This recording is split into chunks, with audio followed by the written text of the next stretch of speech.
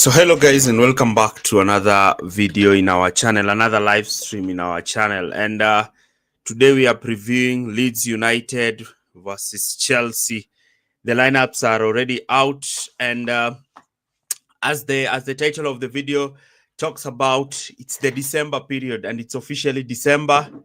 It's one of those tricky months for Chelsea because we always know what happens in December. December is usually that banana skin time, especially for Chelsea, because this is the time that we normally enter into when we are in high spirits, when we are thinking about the Premier League title, when we are thinking about challenging for multiple titles.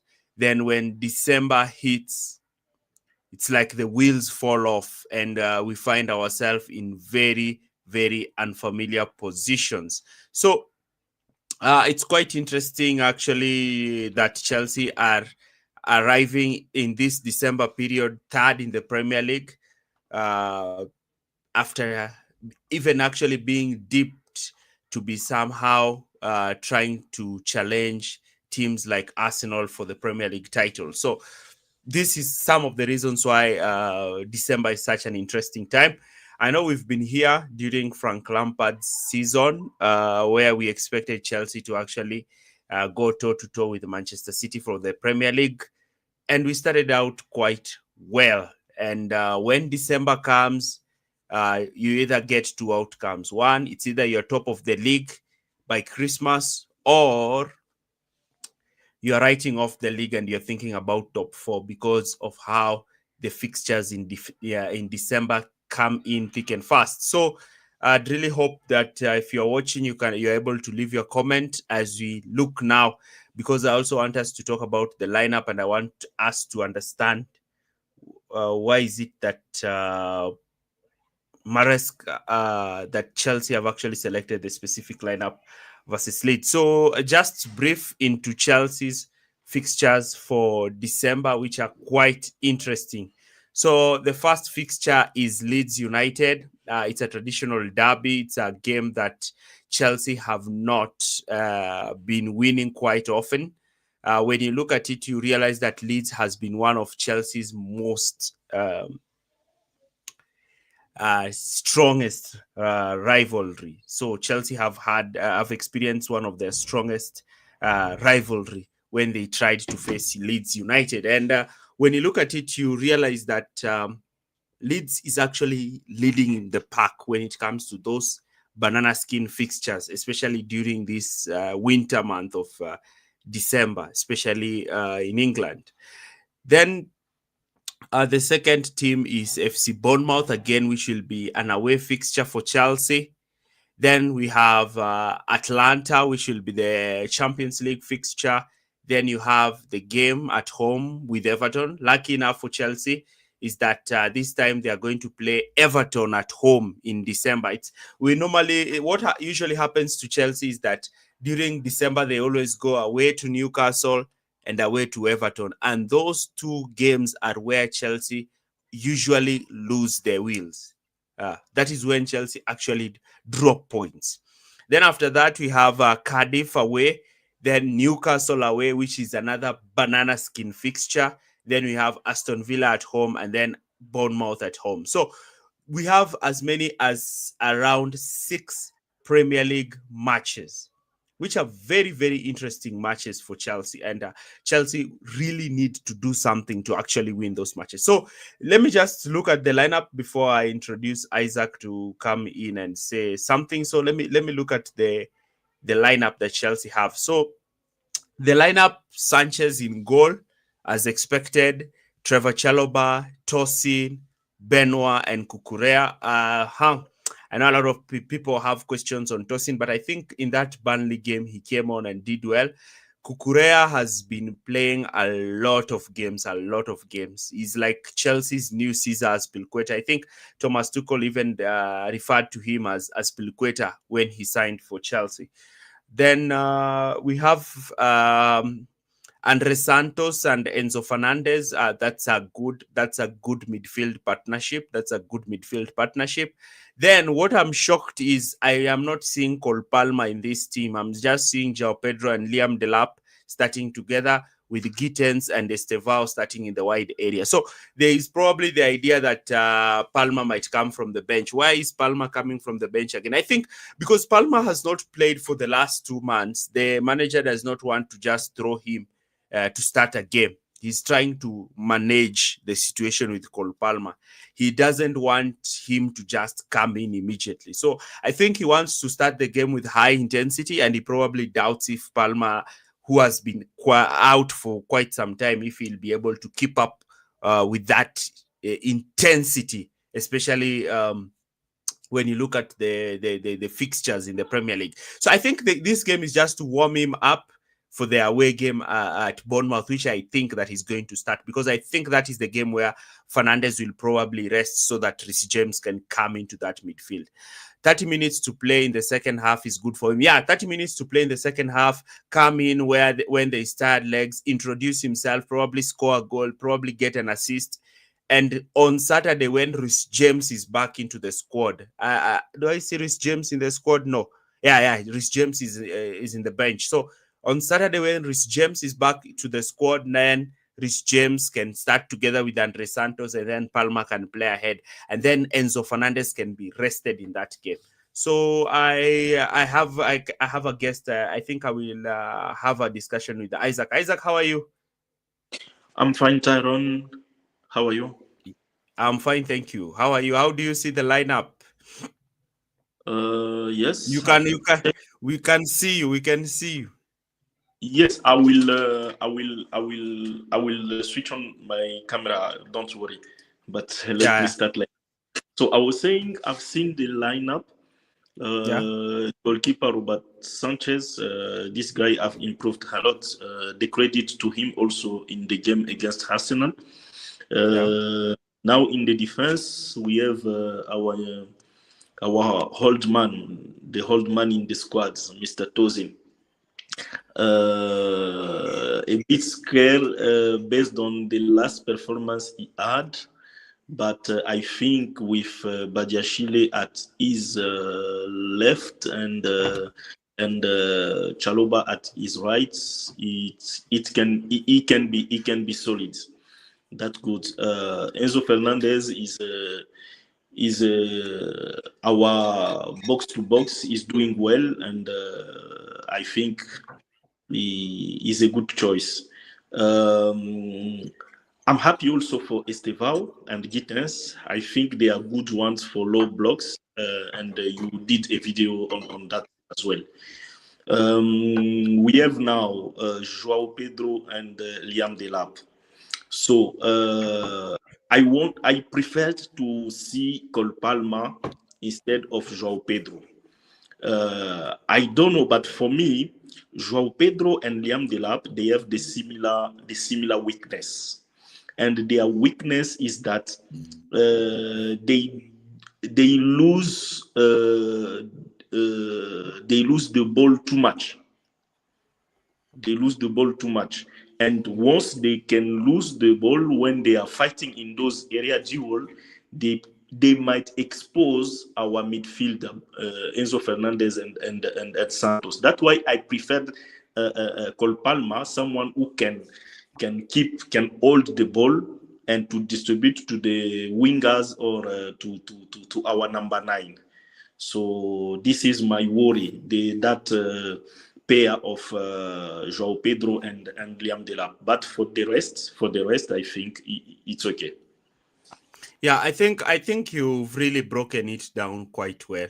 So before even I just get to give my response to that, I just want to go through some of the comments here. And Keksame is saying that Badiashile did not play for 2 months.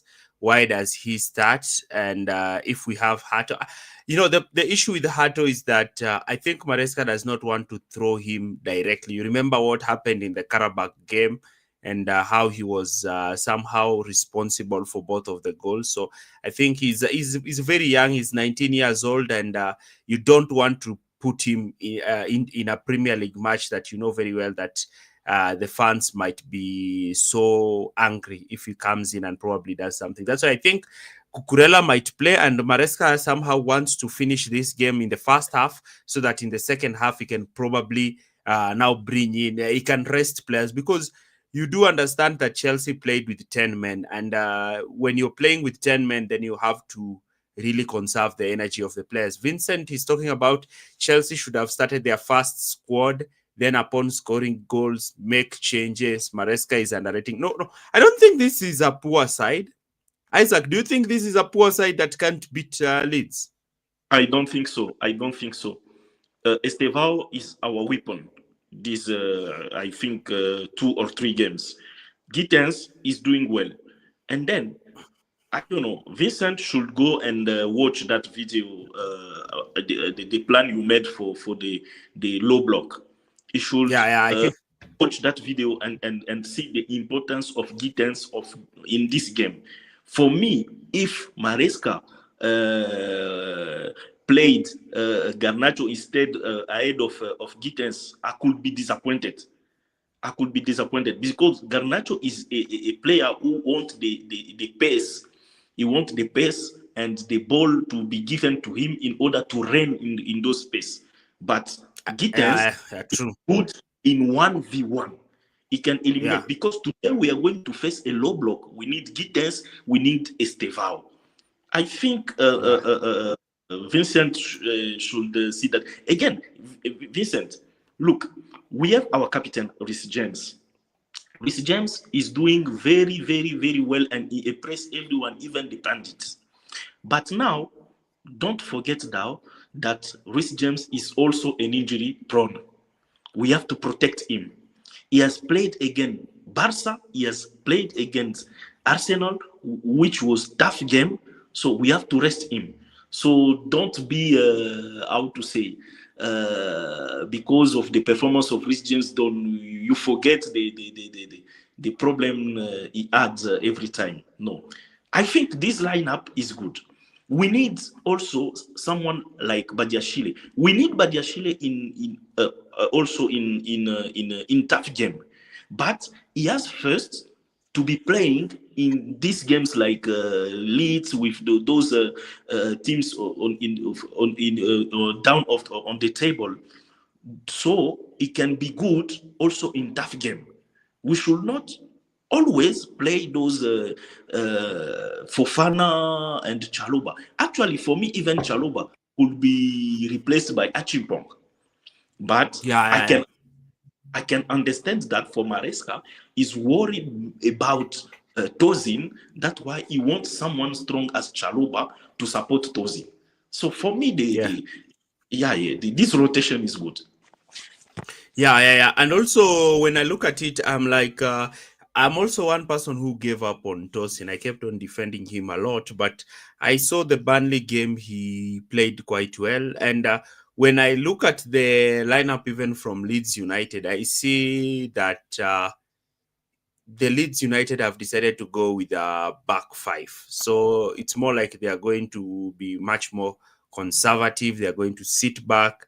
They are going to try and limit the opposition. They are going to try and defend and hit with transition. So I think this is the reason why he has decided to have Chaloba and Benoit on either side of Tosin. And also, because you know that you're going to face a low block, sometimes it's also good to capitalize on set pieces. So if you have Delap, you have João Pedro, you have the 3 center backs. Now, if you get corners, now imagine, like today, if we get a corner, we are more likely to score from corners today because we have very tall players. We have 5 players who are so good in the air. We have 5 players who are so good in the air. João Pedro, Delap, Tosin, Badiashile, Chaloba. Those are players who are very good with the ball in the air. So I do understand why Maresca has chosen that. So I don't think, did we consider goal against Burnley? No, I don't think we considered a goal against Burnley. No, we didn't. It was a clean sheet. Yeah, it was a clean sheet. So I think, in my opinion, I expected heavy rotations, but I have seen that he has blended. He has inputted some fast, like in that defense, he has not changed it as a whole. He has left Chaloba and Cucurella in that midfield. He has left Enzo. in that attacking line. He has left Estevao and João Pedro, and yeah, I think the question of the low block has really been answered with the lineup, Of course, of course. uh, And and and then having and then today we are going yeah. to see the importance of Estevao and Gittens. Yeah. And I also think because we have both João Pedro and Dilap starting, I'm expecting a lot of crosses. If we can really put in a lot of crosses in the box, I think we have two players who can really head the ball in the back of the net. I believe that. Yes. I believe that. Then I wanted to also talk about. One thing about this Chelsea team, and I wanted us to talk about December.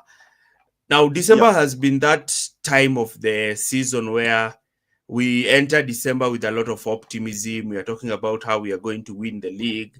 We are talking about how we are supposed to win our games so that we can finish the first leg high. But it has always ended up with us acknowledging that we cannot win the league and us being contented with finishing top four. And the times when we have beaten the December cast, we've won the league. So, are you optimistic about this December? Yes, of course. I'm optimistic about this December. Why? Because the greatest things we have this season, actually, I can call it the great because we got some player injured at the beginning of the season. By this time, we have almost our entire squad. Then we are going to start in December with all our players. And I think Esugo will be there. The only player who could miss is only Lavi. So now Maresca has many options. But for the previously, when we enter in December, we were going with many injured. But this time it's different. That's why I'm optimistic. He will have all his players and he can make the plan he wants. Do you think that? Yes, Do you think actually it was somehow a blessing in disguise that we had all these injuries earlier on in the season? We had of Delap course, out, we had of course. Fofana out, we had But there's even a time where we even had Tosin out, we had Cole Palmer out. We had so many injuries when the season was starting. Do you better, think that? Yeah. better to have those injuries at the beginning of the season than in the middle, like December, January, February. We should not have a player injured. So I think it's good. And I think, and how do you see that fixture list? How do you see that fixture list? Yeah. So Leeds, I can give my prediction. We should have at least 3 goals. 3 goals. Yeah, 3-0. but I'm saying, do you see the fixtures as winnable fixtures? And which fixture over there do you think is going to be a tough fixture for Chelsea? I think the tough will be Atalanta for the Champions League, but in the Premier League, I see we have Leeds, we have Bournemouth, we have Newcastle. This season is not Newcastle of last season. But away, that is usually a banana skin. Yes, Newcastle away is usually a banana skin. I think the last time we beat them at away is when we won 5-0, and that game, Rhys James scored 2 goals. It was Thomas Tuchel. And that was the season where we were actually somehow challenging for the title. And then we lost Rhys James and Chilwell yes. to injury. And then everything just fell apart because the system of Tuchel had really relied upon wing backs. And so when the two wing backs were injured, you couldn't expect that as Piliqueta and Marcos Alonso could actually step up to handle Maresca, the role. Mariska should sit down and just study how Newcastle is playing. He have the entire squad. Everyone is fit, so he can change the plan I according to think what I I think think by that we can get points if we have a strong team, discipline the way we are playing the big team like Arsenal or Barcelona or PSG. We can beat Newcastle in the at St James Park. yeah. So far now Chelsea are third, and we are just 5 points from 14th place. Yes. Manchester City have already gone. Manchester Arsenal City have have just already gone. Ah, they yes. scored. Arsenal, they've just scored Uh, now. Arsenal. Yes. Yeah. So, and Manchester City, because I think people are watching those games, and Manchester City has already gone some points, have gone 4 points ahead of us. You see, like this is a very crucial win that Chelsea need to actually get. Of course, it's a crucial win. And then Mm, the good thing is that I've seen that Maresca knows that we are in the title race. He knows. mm. So from this moment, every point will count. Okay. So I just wanted us to do a preview. I can see even a lot of people are probably watching the Arsenal game, even when you look at the number of people watching. Yeah, So, yeah. what is your prediction? What's your prediction? 3-0 Chelsea. Oh, okay. I'm also going. I went with the 3-0 Chelsea also. So, Yeah. yes, guys, we super optimistic, and we just wanted to do that quick match build up as we So watch they what get was happening. in 30. Yeah. Yeah, and it's quite clear that Arsenal already scored, so the pressure is on Chelsea to score. Yes. I think as it stands, Arsenal are 9 points ahead with this scoreline the way it is. So, but do you think that Brentford can nick a draw? I don't think so. Yes. They can. Yeah. They are able to do it. Actually, maybe I didn't highlight that. I'm Mm, expecting today Arsenal to make a draw, and mm. I'm not Arsenal to win Aston Villa on Saturday. Oh, yeah. If those two results happen, So, Aston Villa are actually losing to Brighton. So as we speak, mhm, Chelsea are fourth. okay, Yeah. So if Arsenal lose to draw today and they lose to Villa, mm, then it's going to be. just I to be, think it's. I think from last time I will be watching all the Arsenal games, all. I'm just following all their games, and I want them. I don't want them to lose, just to draw. 3 draw enough. Okay, thank you very much, Isaac, for joining, and we hope that we are going to collect these 3 points. Yes, thank you. Okay.